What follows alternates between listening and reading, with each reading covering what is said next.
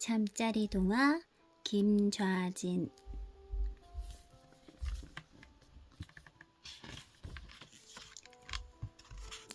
얘들아, 어서 모여. 오늘도 동네 아이들의 전쟁놀이가 시작됐어요. 김좌진은 몸집이 크고 씩씩해서 늘 대장을 맡았어요. 좌진의 아버지는 참봉 벼슬을 하는 큰 부자였어요. 하지만 좌진이 4살 때 돌아가셨대요. 좌진아, 나라를 지킬 수 있는 훌륭한 장군이 되어야 한다. 아버지는 늘 이렇게 말씀하셨어요. 어느 날 밤이 늦도록 좌진이 돌아오지 않았어요. 어머니는 하인들과 함께 온 동네를 헤매고 다녔어요. 마침내 월선지라는 연못가에 앉아있는 좌진을 발견했어요.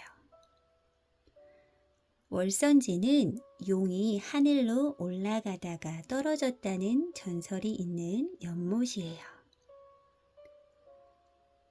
좌진아, 여기서 뭐 하는 거니?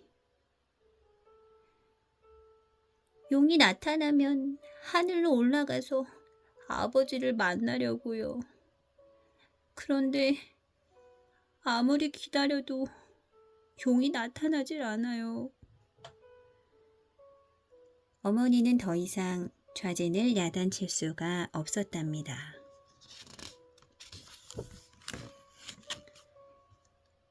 좌진은 14살 때 결혼했어요.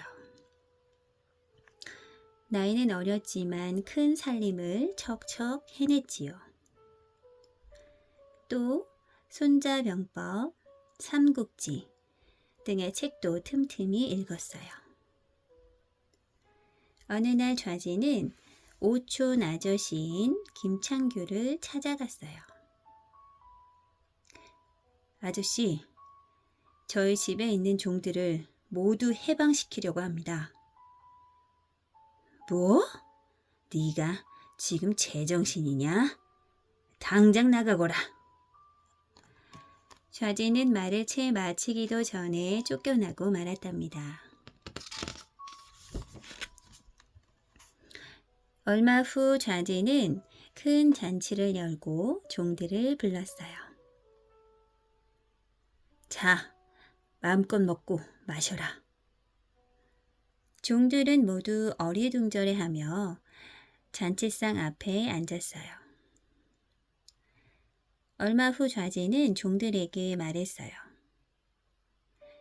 내가 오늘 이런 자리를 마련한 것은 너희들을 해방시켜주기 위해서다. 자, 한 사람씩 나와 노비 문서와 돈을 받아가거라. 좌진의 말이 끝나자 종들은 훌쩍훌쩍 눈물을 흘렸어요. 이 은혜는 절대로 잊지 않겠습니다. 1905년 우리나라는 일본과 을사조약을 맺게 되었어요. 좌진은 나라를 구할 수 있는 인재를 키우기로 결심했지요. 그래서 호명학교를 세웠어요. 하지만 아이들이 모이지 않았어요. 좌진은 이 마을 저 마을을 찾아다니면서 사람들을 만났어요. 아이들을 가르치지 않는다면 나라를 영영 빼앗기고 말 것입니다. 좌진의 노력 덕분에 호명학교는 아이들로 가득 찼어요. 좌진은 88간이나 되는 자신의 집을 학교로 내놓았답니다. 1913년 김좌진은 광복단에 가입했어요. 일본에 빌붙어 사는 부자들의 돈은 당연히 독립운동을 하는 데 쓰여야 한다. 이렇게 생각한 좌진은 먼 친척인 김종근을 찾아갔어요. 독립운동을 하는데 쓸 돈 5만 원만 빌려주게. 지금은 돈이 없으니 내일 오세요. 김종근은 좌진이 돌아간 뒤 경찰에 알렸어요. 이 일로 좌진은 3년 동안 감옥에 갇히는 신세가 되고 말았답니다. 감옥에서 나온 후 김좌진은 곧바로 서울에서 제일 가는 최 부자의 집으로 갔어요. 김좌진은 최 부자의 사랑방으로 들어가서 권총을 들이댔어요. 10만 원만 내놓으시오. 최 부자는 벌벌 떨며 벽장 안에서 돈깨를 꺼내 주었어요. 이 돈은 독립운동을 하는 데 쓸 것이오. 나라를 되찾게 되면 반드시 돌려주겠소. 김좌진은 조심스럽게 밖으로 나갔어요. 잠시 후 일본 경찰들이 김좌진의 뒤를 따라왔어요. 김좌진은 어느 집 안으로 급히 들어갔지요.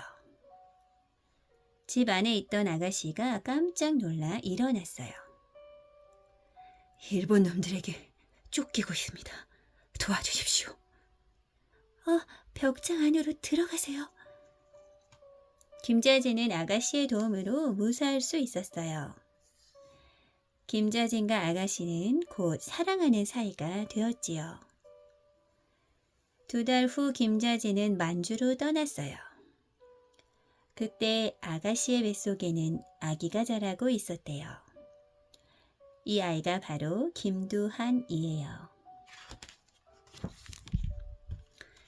만주에 도착한 김좌진은 북로군정서라는 독립군을 조직했어요. 독립군을 키우기 위한 사관학교도 세웠지요.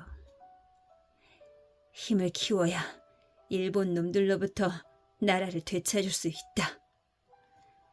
생도들과 교관들은 쉴 틈 없이 훈련을 했어요. 무기까지 갖추자 독립군들의 사기는 하늘을 찌를 듯 했지요. 그러자 일본은 중국을 압박해서 우리 독립군을 몰아내려 했어요. 군사기지를 다른 곳으로 옮겨주시오.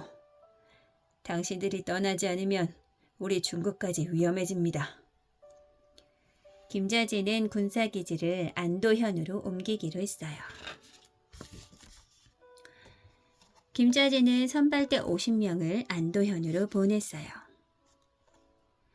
이동 준비를 거의 마쳤을 무렵이었어요. 지금 일본군이 청산리로 향한다고 합니다. 선발대로부터 연락이 왔어요. 우리가 먼저 가서 일본 놈들을 기다립시다. 김좌진의 명령을 받은 독립군들은 청산리로 향했어요.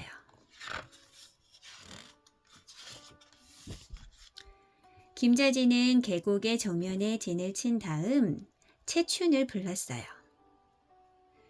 군사 30명을 줄 테니 적을 유인하시오. 깊은 밤 채춘은 일본군이 야영을 하고 있는 곳으로 갔어요. 탕탕탕. 독립군은 일본군을 향해 총을 쏘아댔어요. 일본군은 독립군의 뒤를 쫓았어요. 일본군이 계곡 안으로 들어오자 김좌진과 독립군들은 일본군을 향해 마구 총을 쏘아댔어요. 이 싸움에서 일본군은 겨우 몇 명만 살아서 도망쳤대요. 청산리로 가서 조선놈들을 무찌르자. 일본군 한 개 대대가 무장을 하고 청산리를 향해 떠났어요. 그때 반대편에서는 또 다른 일본군이 청산리로 오고 있었어요.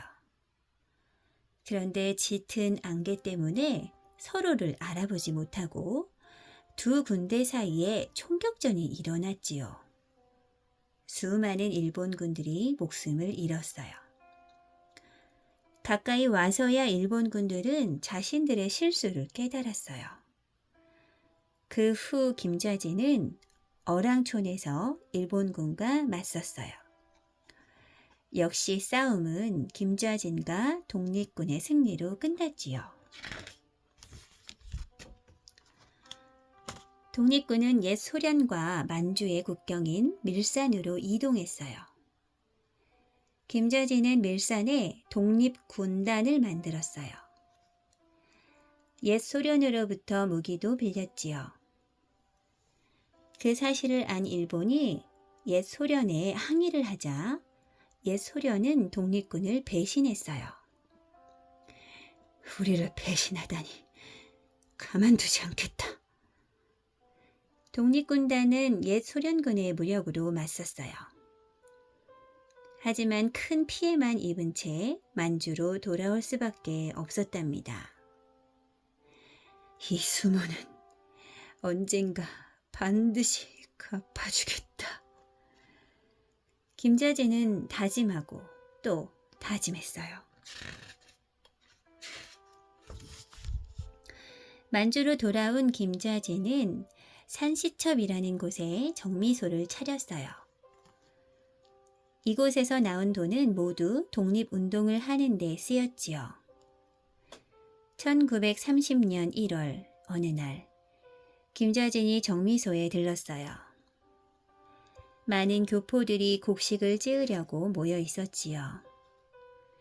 김좌진은 교포들에게 인사를 건넨 후 정미소에서 나왔어요.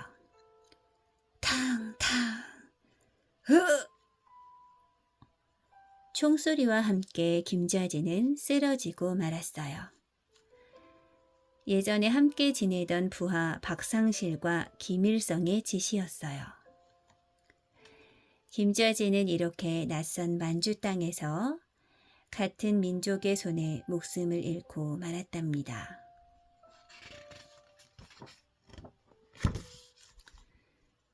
을사조약이 체결되자 김좌진은 큰 결단을 내립니다.